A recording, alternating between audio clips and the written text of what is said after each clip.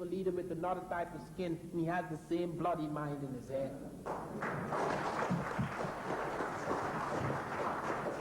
Because that is what is really at stake here. It's not just a question of skins.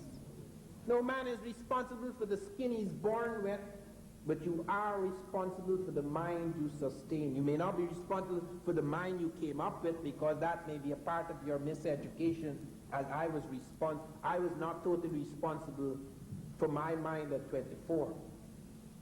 But if I were to maintain and preserve in my system after the knowledge, the new knowledge that has shown me how miseducated I was, if I were to maintain those attitudes and prejudices, then I become responsible. It is absolutely necessary that this kind of knowledge be not a mere accumulation of fact, be not merely something to boast about in a frivolous manner, but something that genuinely brings about a shift in consciousness. We have to think anew, and as a result of thinking anew, we have to act anew. That is the reason why this is so important to all of us, blacks and whites. That is the reason why it is not an activity to be seen simply as subversive or something that has to be inspected by the police.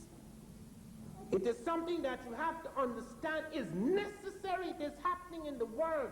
We are only giving it a certain direction, a certain expression. It is not something that is going to die or pass away, because it is impossible, it is utterly impossible to sustain this sort of psychological oppression, which is worse than chains.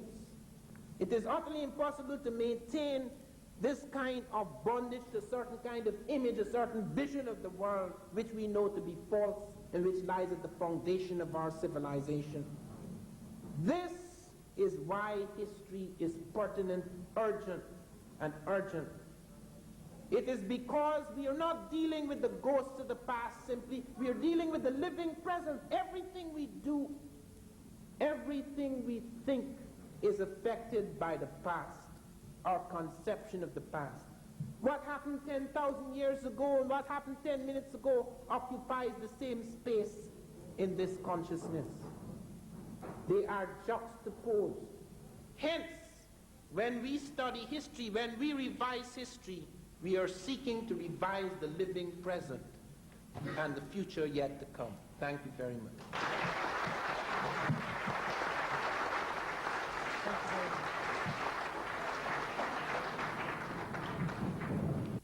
Ivan Van Sertima, I'd like to know if you have any theory on how the black gods were able to get the 40-ton stone atop the pyramid. There's work that has been done, very serious work by Robert Heiser, who unfortunately died. He was doing a book on this in which he dealt with heavy transport techniques. We have not found all the things that we would like to find to make it quite clear to us how the Egyptians managed to do some of these things, but most of the evidence he suggests comes from those things they abandoned. We were able to get a lot of evidence from projects that were abandoned. We were able to see very clearly that they did have enormous ramps which they could lead from the Nile right up to the side of the pyramid where they were building. Then they could lead another ramp up. They could go higher and higher until they got the stones going up the ramp. We've also found that they were using a very odd process, which I don't know if we can repeat at the moment, in which they were able to soften stone, in which they were able also to, they were pouring something on the ground or on wooden planks, and they were able to push very large objects along those wooden planks. Just as we could push heavy objects across snow, it would just slide over as if it were sliding over ice. They seem to be, there's a picture of them throwing this material down, this peculiar mixture down, which enabled them to move enormous objects with great ease. And they would have these great ramps at the side, and as they built higher and higher, they would bring the ramp higher and higher, and then bring it down, destroy those ramps as we destroy scaffoldings in building on the side of the building. They would then destroy this. And that is how perhaps they were able to move some of these things. We also found things about their quarrying, how they would pour water into the natural faults of the stone and able to break it up, and how sometimes they would take hold. The reason why they could build 6-sided, 7-sided, 10-sided, 8-sided pieces, whereas we normally only build in 4. They could build in 6, 7, 8-sided pieces. They would crack the quarry wall sometimes, exploiting the natural faults, and then reconstruct the quarry wall. Sometimes they would reconstruct parts of the quarry wall so that you could get it all knitted together. Some of their methods of softening stone and enabling it almost to glue itself onto the other piece of stone without you being able to push a hair between. We do not fully yet understand how they did this, but we have some idea that they did have some method for softening stone in order to work it and in order to knit it together. When was the first time that black people could be identified in Britain? And under what circumstances? And secondly, Madonna and Child, when was Madonna and Child or an icon first identified? Because I've seen much reference to the Madonna pre-Christian as a black person. Can you expose the light on that for us? Yes. You have asked me so many things I don't know where to start. What did you ask before the Madonna and Child? Because you had asked something just before the question of the Madonna and Child. Oh yes. I do not know precisely when blacks first appear in Britain. I can speak of when blacks first appear in Europe. Because as Sheikh Anta Diop was pointing out yesterday, that the first man is African. All of us have African ancestors at different removes. You do not have any skull or skeleton in Europe that is 1 million years old, whereas you have skulls of human beings in Africa going back as much as 3.5 million years.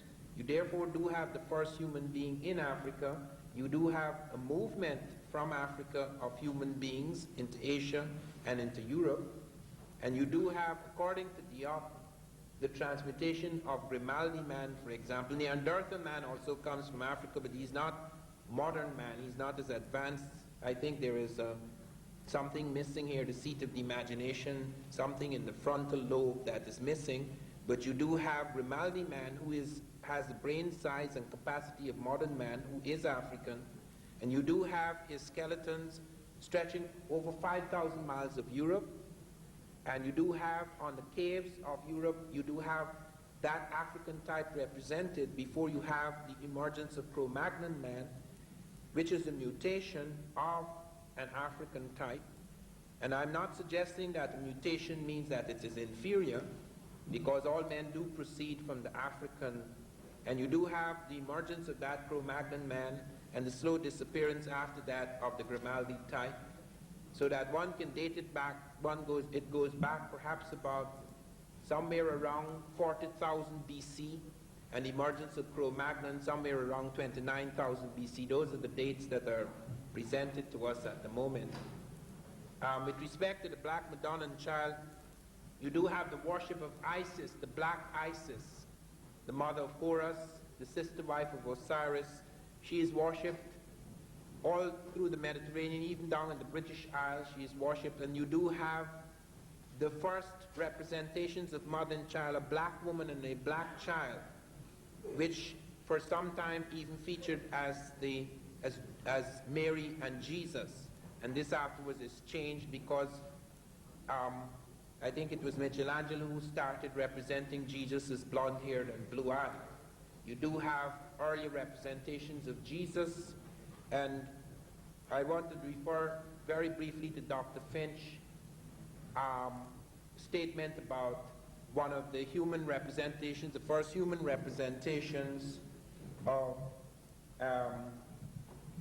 and I asked by the chairman, he will speak for about 3 minutes on this matter, earliest representations of the historical Jesus, human representations, pictorial representations of the historical Jesus.